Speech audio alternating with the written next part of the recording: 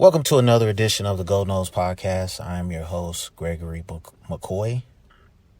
This podcast is by a fan for fans. I am not a journalist. I am not a reporter. I am not an insider. I do not work for a website. The majority of my content comes from me, in my opinion. Other information comes from the internet. No segments for this episode, just more Florida State football stuff. The coaching staff has rebuilt the receiving core. Okay. They've rebuilt the offensive line. You got a linebacker from Central Florida. And those are all great moves. But I think the most important move, in my opinion, is moving Darius Washington to either guard or center. Obviously, you're not going to move him to center because you got the kid Lyles from Wisconsin at center. But I really think, and I've said this on the last couple of episodes, I think that is the most pivotal move of the offseason, is moving Darius Washington to the interior. You have, 17 linemen on the roster right now? If you can't find two capable tackles out of the other remaining, because in my vision for this team is Gibbons, Lyles, and Washington as your interior linemen. In particular, Gibbons and Washington at the guards, Lyles at center. And I'm not really impressed with Robert Scott. So I would say his position is up for grabs at left tackle. And I think you got to give Lloyd Willis a long look. I think, next year will be his 4th year on campus. You got to give him a long look. Rod Orr has to get a long look. I think Julian Armella is going to get a long look. I think those are and Robert Scott is going to be right there too. I think those are the 4 players that you're going to have to figure out, okay, which 2 out of those 4 are going to be my starting tackles. And that's the most pivotal move on this team. I mean, you can go get, 8-foot tall receivers. You can go get jackrabbit fast receivers. You can go get the most agile guys in the world. But if you cannot block, if you cannot pass block, it doesn't mean anything. Okay, and I hate to keep repeating myself, but you see this fan base get excited about getting a receiver or getting an offensive player, and I'm like, that's great, but that offensive player, the skill position player, is not going to be able to showcase his talents if the quarterback doesn't have time to throw the ball. The running back isn't going to get a chance to showcase his talents if the offensive line can't move people. And it's really that simple. I watched the Alex Atkins press conference. Was it yesterday? Yeah. And I was impressed. I mean, very smart guy. I don't know what his influence is going to be on the offense. He said in the interview that Mike Norvell will call plays. So I don't know what his role is going to be exactly. I mean, we'll see. But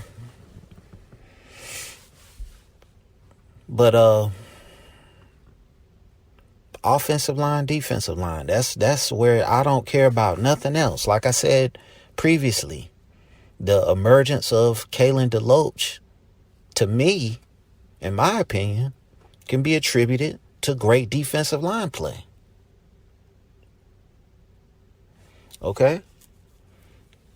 When the defensive line can rush the quarterback and he throws an errant pass, And the linebacker is in a great position to make a big hit, cause a turnover, get a pick, make a tackle for a loss.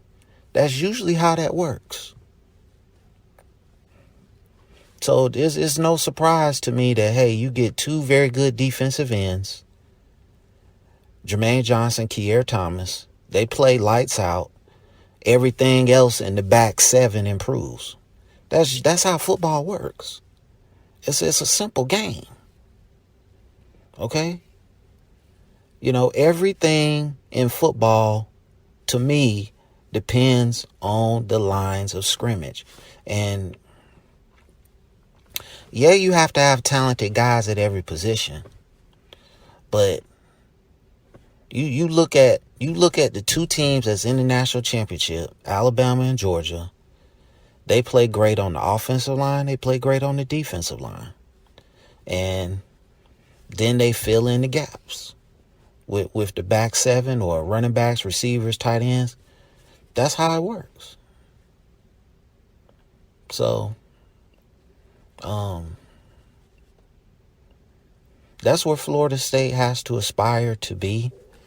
But I just think going forward, I don't see Florida State winning national championships. I think the best that you're going to get is competing for ACC championships, 10-2, 11-2, something like that. I think that's the best that we're going to get right now. Every so often we'll flirt with undefeated, but I just think this thing has got so big in terms of money and players getting paid now. It's going to be real hard for Florida State to compete with that because, they have to basically go on campaigns to get money. There's no, big money billionaire guy sitting off to the side writing checks like at Oklahoma State or Oregon or now Miami. We don't have that type money.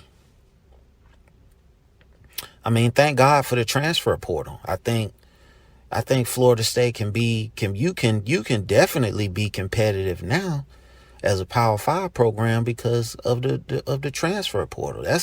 That's what has literally kept us afloat the last couple years is the transfer portal. I mean, if we didn't get Jordan Travis through the portal, where would we be right now? I mean, we be further down than what we are. So, and that's a Willie Taggart guy. So you got to give Willie Taggart some credit for being able to see the potential in Jordan Travis. Now, ultimately, he didn't put him on the field, which might have cost him his job. Because, I mean, you put too much into James Blackman, but that's... I digress. Like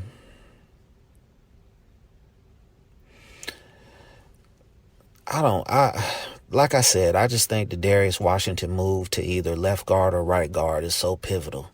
And then you have to develop backups.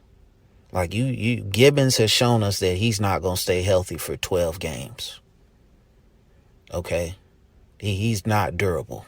I mean, he played, but he didn't play to his ability if he was healthy.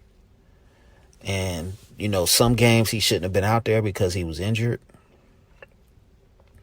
So I think, you got to find some quality backups out of all these linemen that you got.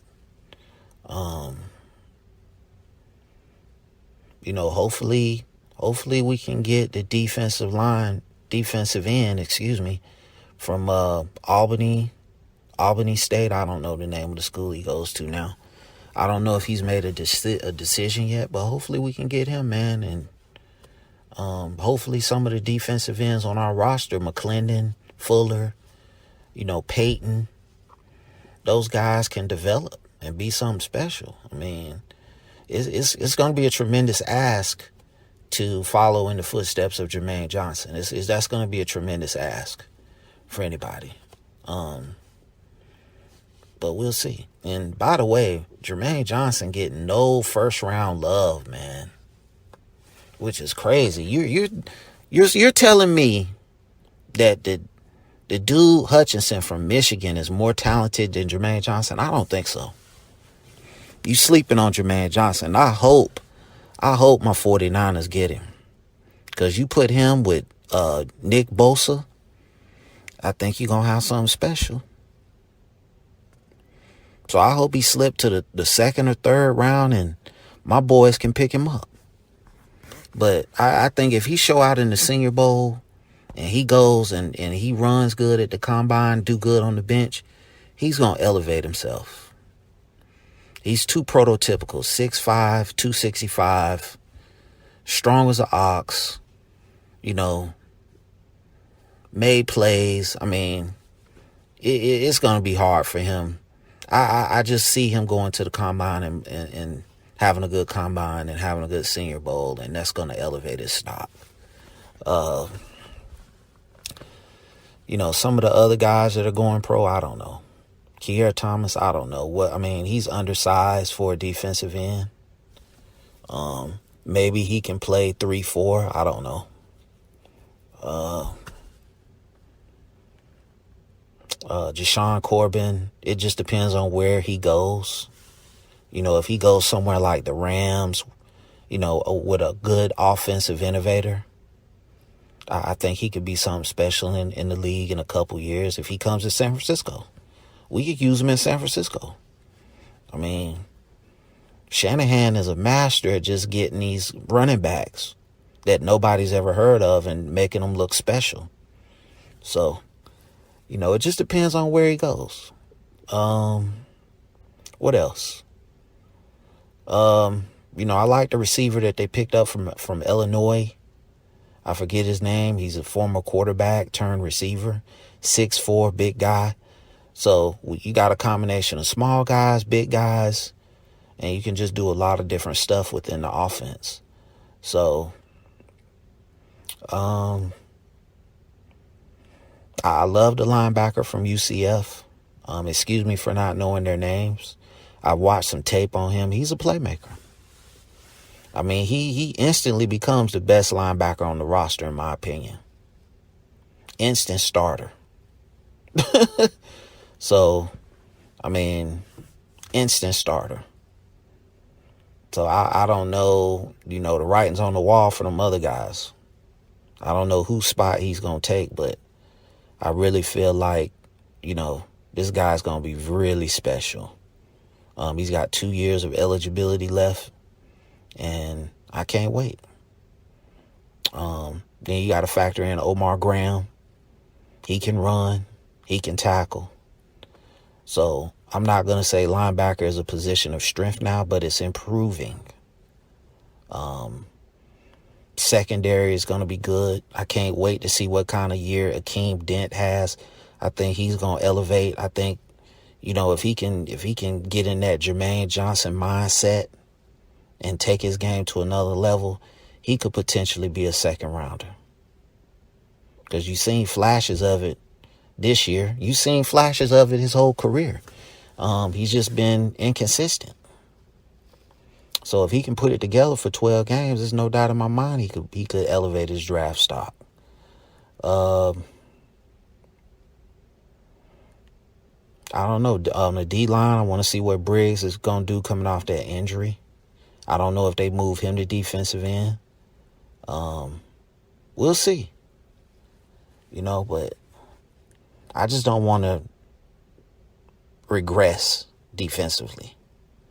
We were special on defense sporadically throughout this past season. And, you want to improve. You don't want to go back to what we used to be. So, hopefully we can continue to improve as a team and we'll just go from there.